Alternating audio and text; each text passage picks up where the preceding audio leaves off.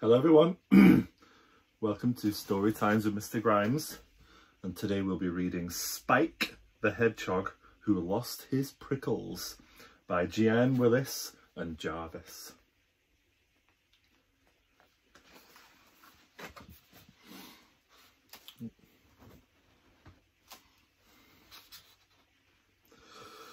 Spike the little hedgehog was as prickly as can be.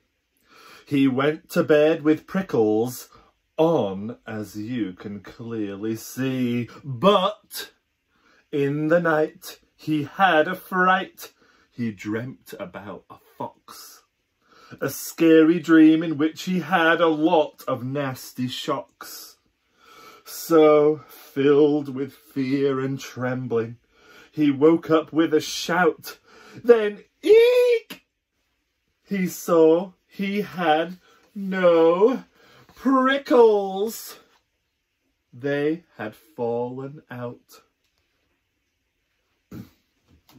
He hardly recognized himself, all spineless, soft and pink.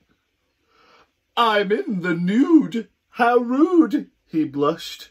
"What will the neighbours think?" "I need something to wear," said Spike, "to stop me looking silly." So he wore a paper lampshade, which was white and rather frilly.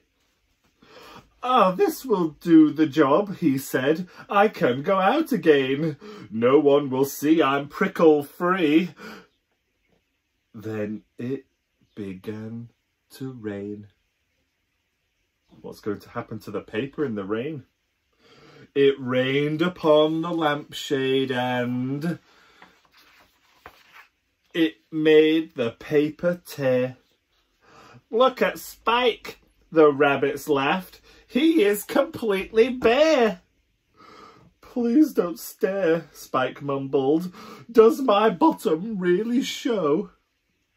"You have no prickles," they replied. "You're bare from head to toe." Spike was most embarrassed, and he ran off through the wood to find himself another thing to wear. The lampshade was no good. He found a picnic basket with a china plate and cup, and wore them like a hat and coat to keep him covered up. Off he went, quite confident his bottom wasn't showing. But as the cup fell past his eyes, he cried, "Where am I going?" The china smashed to pieces as he crashed into a tree. "You're all bare," barked Badger. "You have nothing on, I see." "Hedgehogs should have prickles," Badger snorted. "Where are yours?" Spike scuttled off and muttered that he'd left them back indoors. But on the way he found a holey sock beside a stile.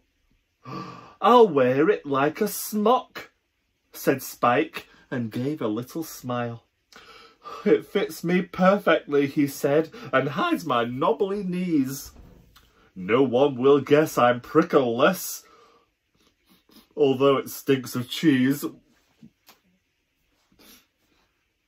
So warm and fully woolly, he went on his merry way, wishing all the animals he met to have a lovely day. But to his great dismay, the sock unravelled on a thorn.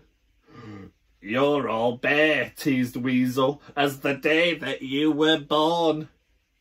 "Oh, please don't tease me, Weasel," little Spike said with a sigh. "I don't know why I have no prickles, and it makes me shy." But Weasel said, "You'll freeze, a chilly breeze is in the air. You'll catch a cold and sneeze, so please put on some underwear." Spike went red, and off he fled. He had no pants or vest.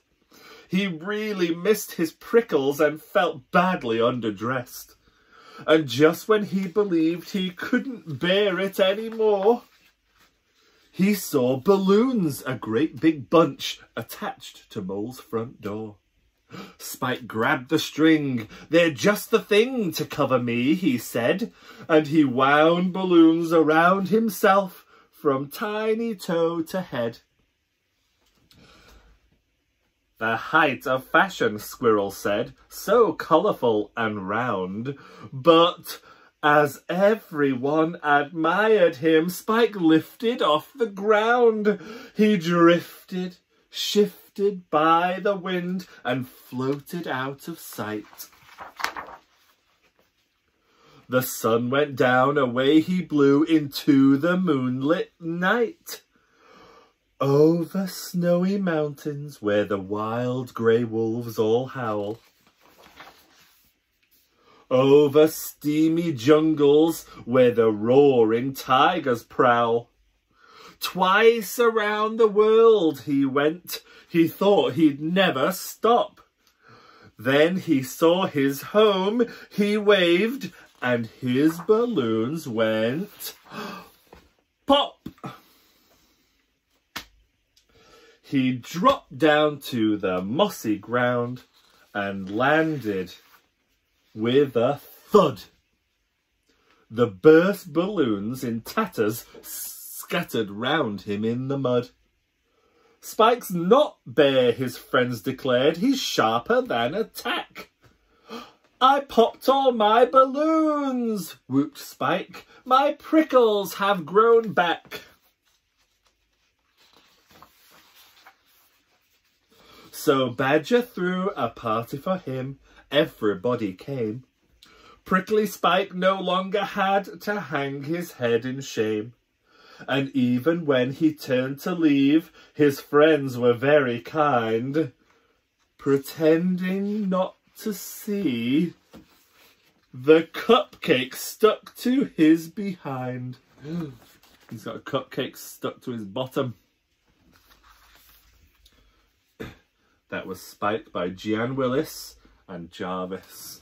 Don't forget there'll be some activities in the description down below for you to have a go at. Goodbye everyone.